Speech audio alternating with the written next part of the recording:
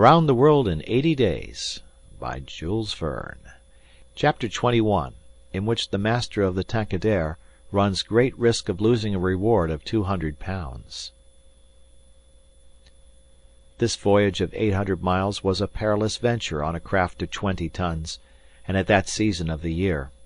The Chinese seas are usually boisterous, subject to terrible gales of wind, and especially during the equinoxes, and it was now early November. It would clearly have been to the master's advantage to carry his passengers to Yokohama, since he was paid a certain sum per day, but he would have been rash to attempt such a voyage, and it was imprudent even to attempt to reach Shanghai.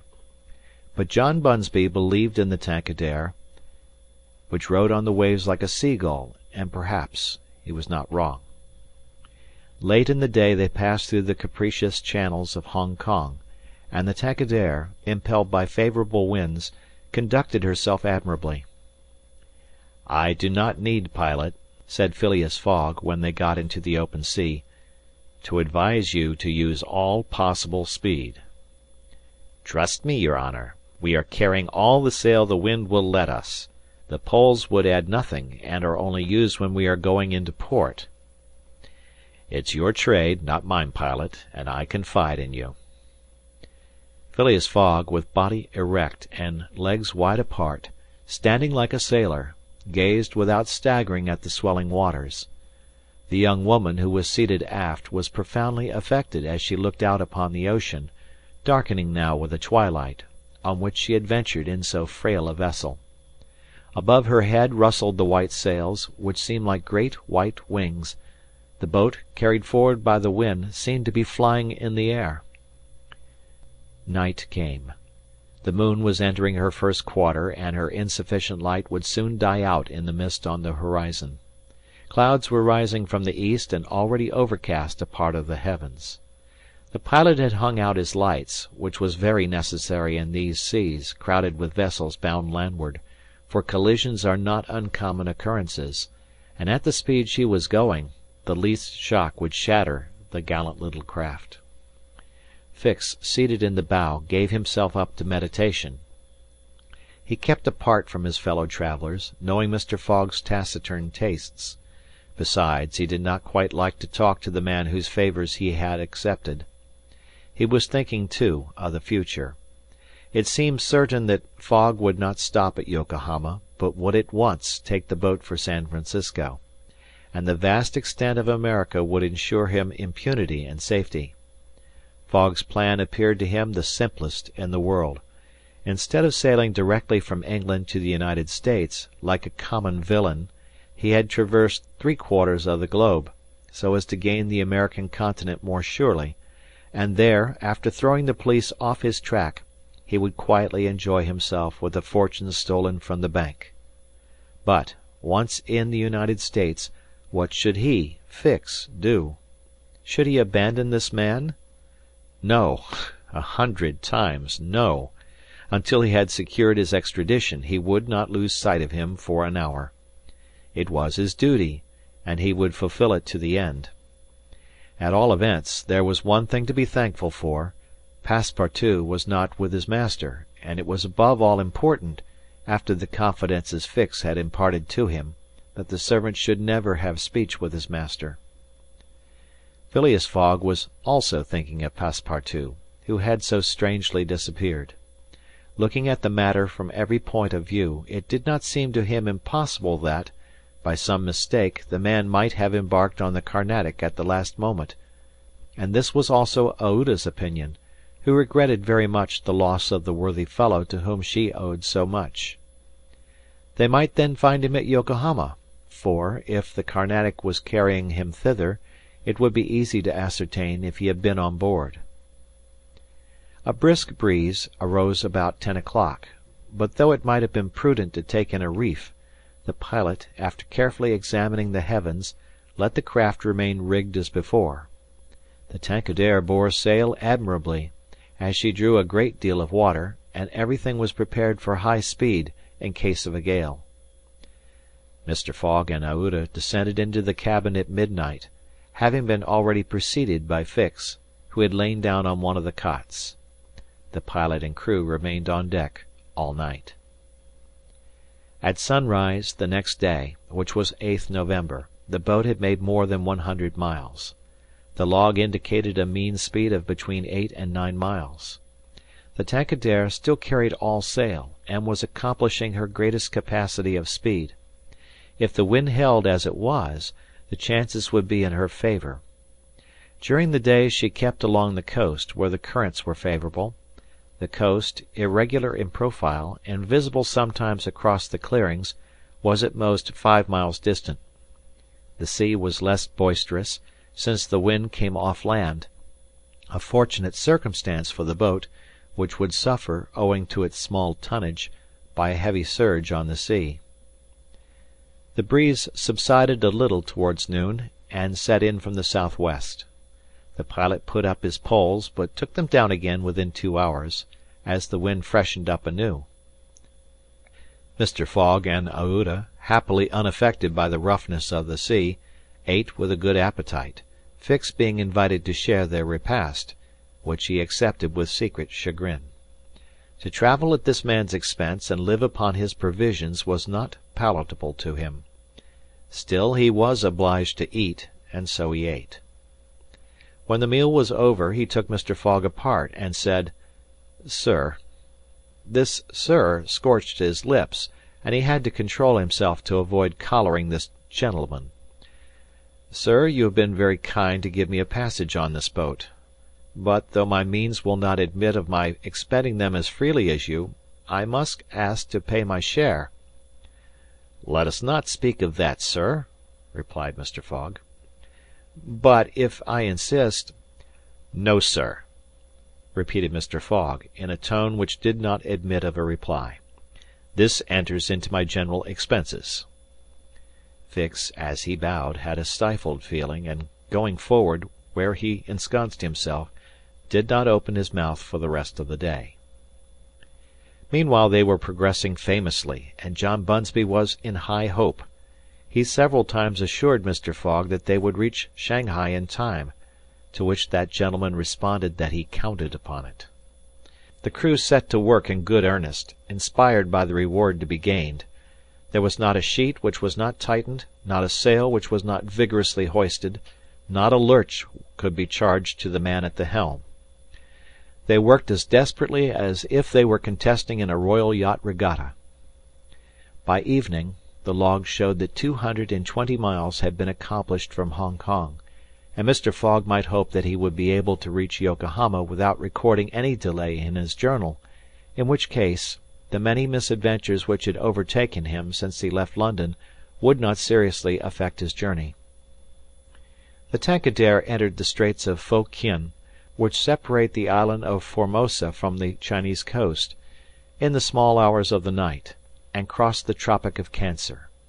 The sea was very rough in the straits, full of eddies formed by the counter-currents, and the chopping waves broke her course, whilst it became very difficult to stand on deck.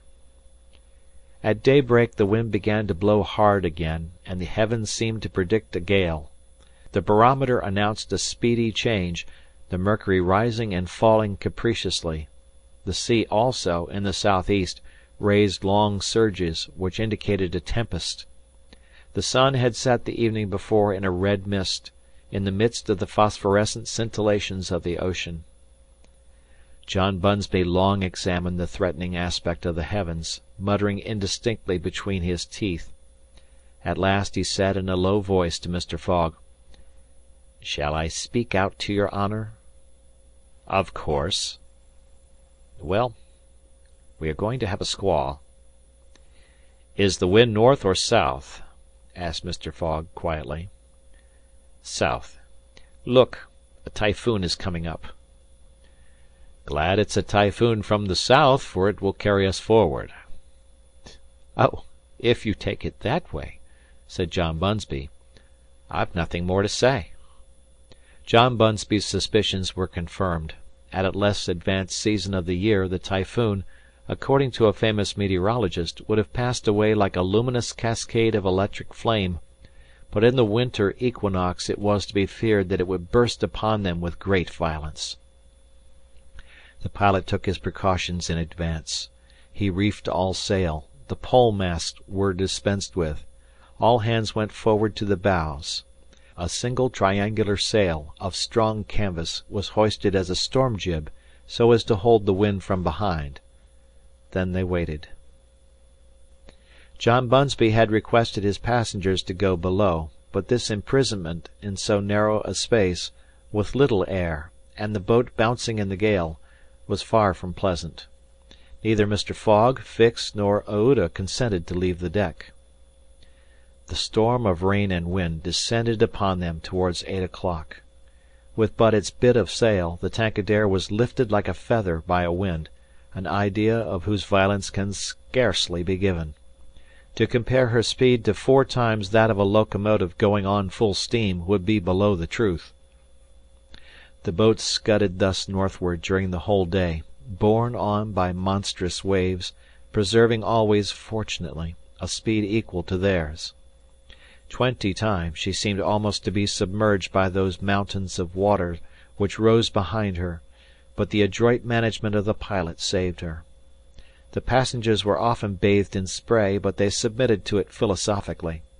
Fix cursed it, no doubt, but Aouda, with her eyes fastened upon her protector, whose coolness amazed her, showed herself worthy of him, and bravely weathered the storm.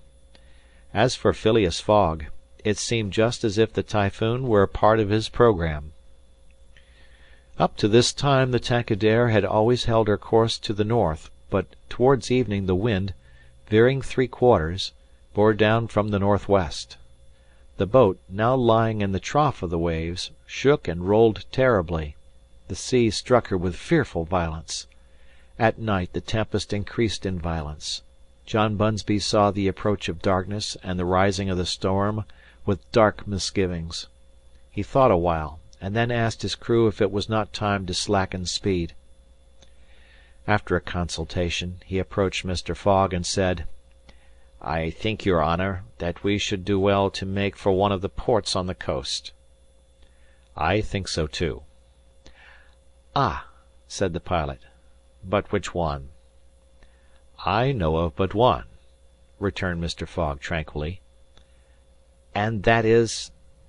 "Shanghai." The pilot, at first, did not seem to comprehend. He could scarcely realize so much determination and tenacity. Then he cried, "Well, yes, your honour is right. To Shanghai." So the Tankadere kept steadily on her northward track. The night was really terrible. It would be a miracle if the craft did not founder. Twice it could have been all over with her if the crew had not been constantly on the watch. Aouda was exhausted, but did not utter a complaint. More than once Mr. Fogg rushed to protect her from the violence of the waves. Day reappeared. The tempest still raged with undiminished fury, but the wind now returned to the southeast. It was a favourable change, and the Tankadere again bounded forward on this mountainous sea, though the waves crossed each other and imparted shocks and counter-shocks, which would have crushed a craft less solidly built. From time to time the coast was visible through the broken mist, but no vessel was in sight. The Tankadere was alone upon the sea. There were some signs of a calm at noon, and these became more distinct as the sun descended toward the horizon. The tempest had been as brief as terrific. The passengers, thoroughly exhausted, could now eat a little and take some repose. The night was comparatively quiet. Some of the sails were again hoisted, and the speed of the boat was very good. The next morning at dawn they espied the coast, and John Bunsby was able to assert that they were not 100 miles from Shanghai. 100 miles, and only 1 day to traverse them.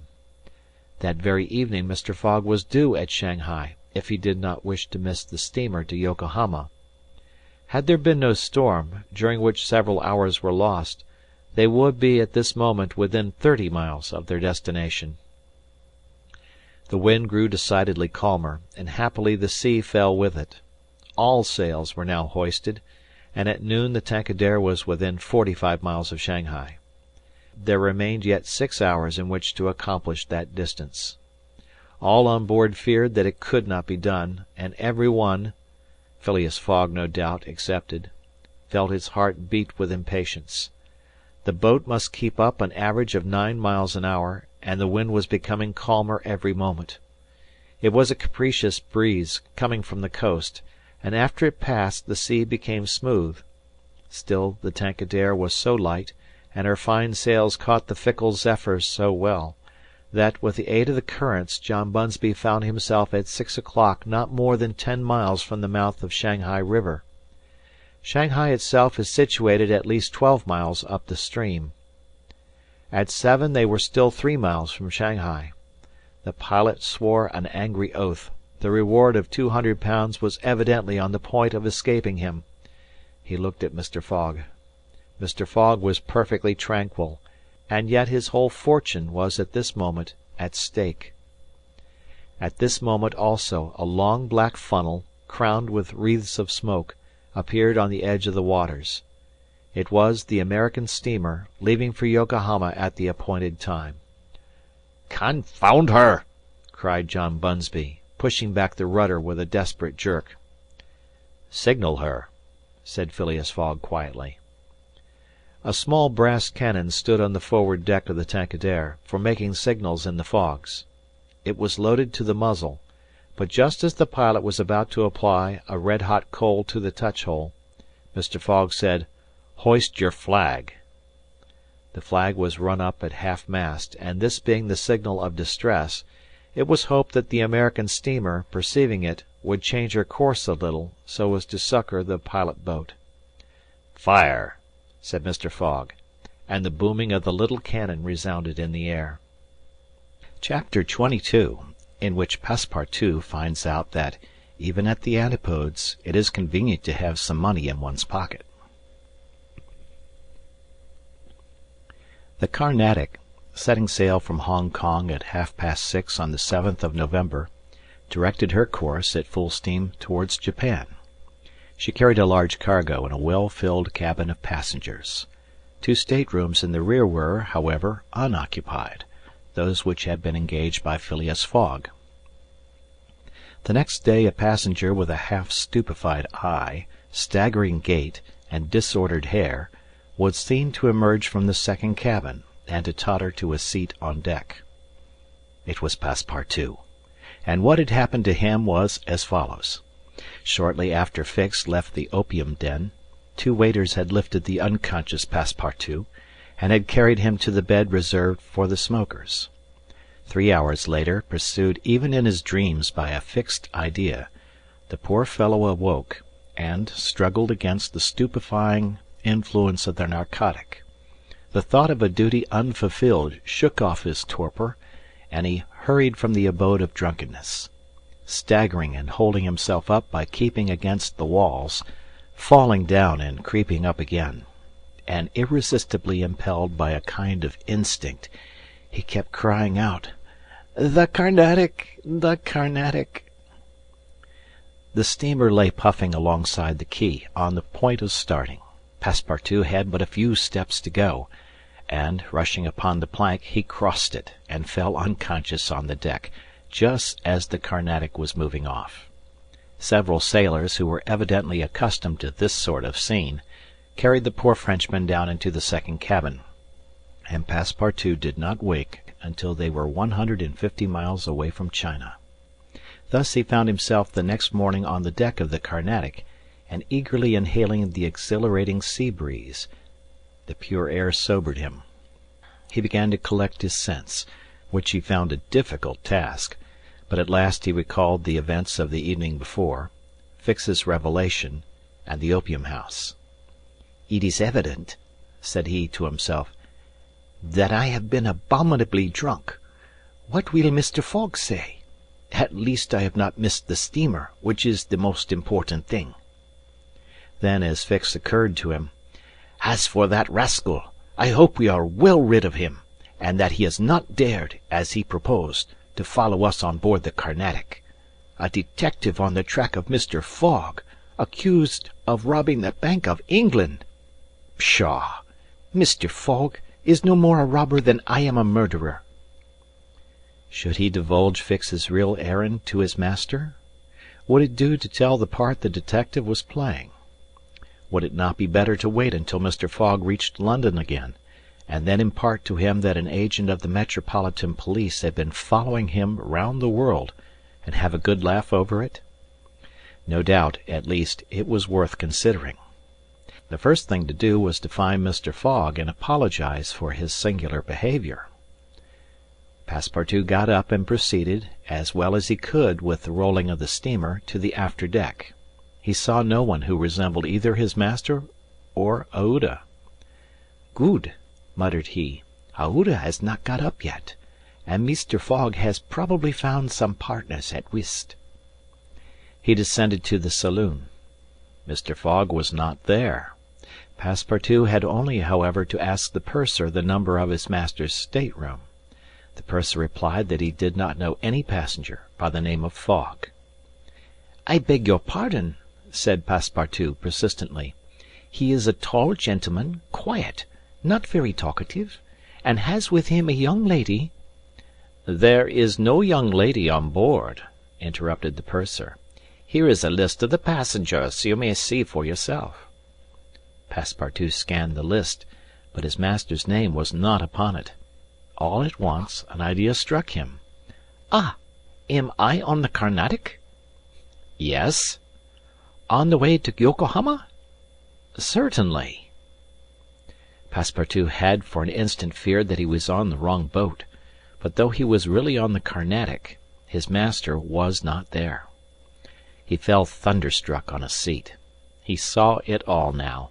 He remembered that the time of sailing had been changed, that he should have informed his master of that fact, and that he had not done so.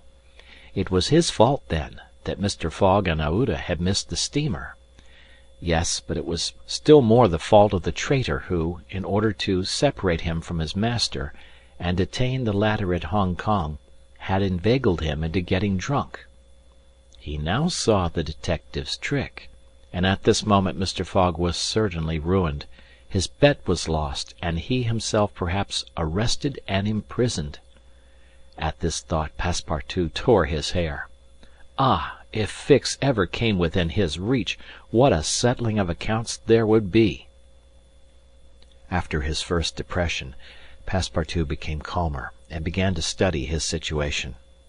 It was certainly not an enviable one.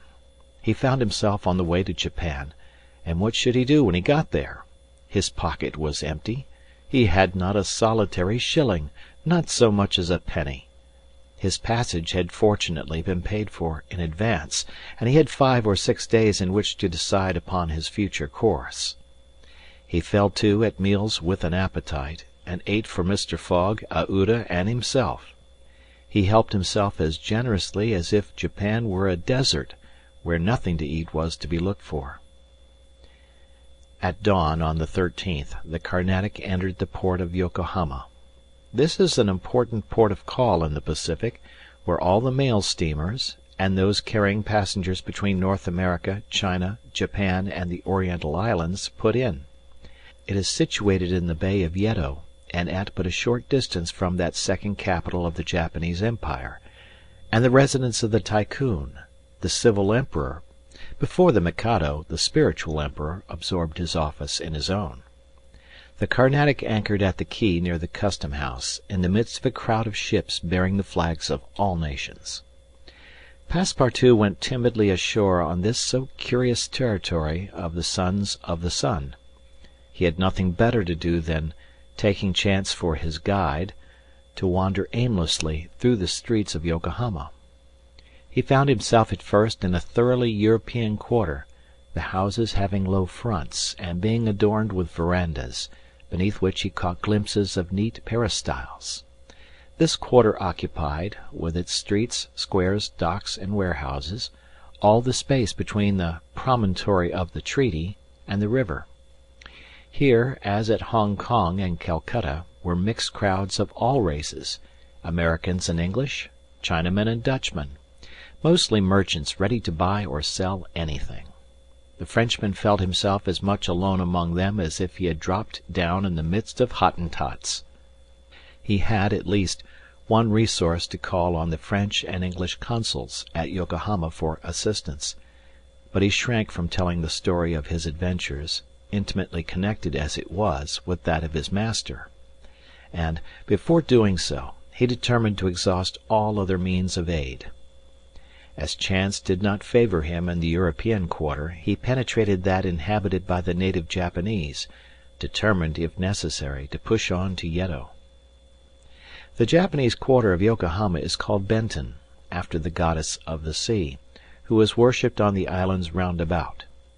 There Passepartout beheld beautiful fir and cedar groves, sacred gates of a singular architecture, bridges half hid in the midst of bamboos and reeds, temples shaded by immense cedar trees, holy retreats where sheltered Buddhist priests and sectaries of Confucius, and interminable streets where a perfect harvest of rose-tinted and red-cheeked children, who looked as if they had been cut out of Japanese screens, and who were playing in the midst of short-legged poodles and yellowish cats, might have been gathered. The streets were crowded with people. Priests were passing in processions, beating their dreary tambourines. Police and custom-house officers with pointed hats encrusted with luck and carrying 2 sabres hung to their waists. Soldiers, clad in blue cotton with white stripes, and bearing guns. The Mikado's guards, enveloped in silken doubles, hauberks and coats of mail, and numbers of military folk of all ranks, for the military profession is as much respected in Japan as it is despised in China, went hither and thither in groups and pairs. Passepartout saw, too, begging friars, long-robed pilgrims, and simple civilians, with their warped and jet-black hair, big head, long busts, slender legs, short stature, and complexions varying from copper color to a dead white, but never yellow, like the Chinese, from whom the Japanese widely differ. He did not fail to observe the curious equipages, carriages and palanquins, barrows supplied with sails, and litters made of bamboo, nor the women, whom he thought not especially handsome, who took little steps with their little feet, whereon they wore canvas shoes, straw sandals, and clogs of worked wood, and who displayed tight-looking eyes, flat chests, teeth fashionably blackened, and gowns crossed with silken scarves, tied in an enormous knot behind an ornament which the modern Parisian ladies seem to have borrowed from the dames of Japan. Passepartout wandered for several hours in the midst of this motley crowd, looking in at the windows of the rich and curious shops, the jewellery establishments, glittering with quaint Japanese ornaments, the restaurants decked with streamers and banners, the tea-houses where the odorous beverage was being drunk with sake, a liquor concocted from the fermentation of rice, and the comfortable smoking-houses, where they were puffing not opium, which is almost unknown in Japan, but a very fine, stringy tobacco. He went on till he found himself in the fields, in the midst of vast rice plantations. There he saw dazzling camellias expanding themselves, with flowers which were giving forth their last colours and perfumes, not on bushes, but on trees, and within bamboo enclosures. Cherry, plum, and apple trees, which the Japanese cultivate rather for their blossoms than their fruit, and which queerly fashioned, grinning scarecrows protected from the sparrows, pigeons, ravens, and other voracious birds. On the branches of the cedars were perched large eagles. Amid the foliage of the weeping willows were herons, solemnly standing on one leg, and on every hand were crows, ducks, hawks, wild birds, and a multitude of cranes, which the Japanese consider sacred and which to their minds symbolize long life and prosperity. As he was strolling along, Passepartout espied some violets among the shrubs. "Good," said he, "I'll have some supper." But on smelling them he found that they were odorless. "No chance there," thought he. The worthy fellow had certainly taken good care to eat as hearty a breakfast as possible before leaving the Carnatic, but, as he had been walking about all day, the demands of hunger were becoming importunate.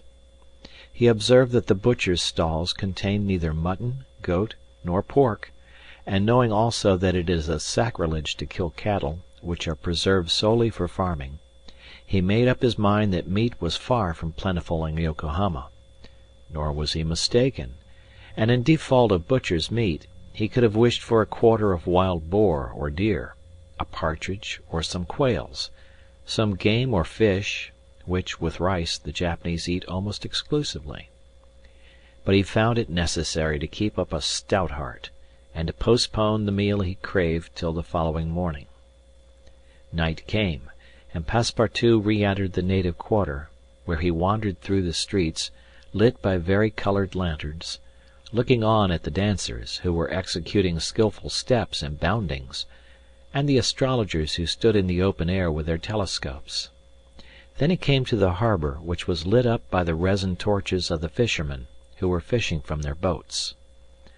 The streets at last became quiet, and the patrol, the officers of which, in their splendid costumes, and surrounded by their suites, Passepartout thought seemed like ambassadors, succeeded the bustling crowd. Each time a company passed, Passepartout chuckled and said to himself, "Good! Another Japanese embassy departing for Europe." End of chapter.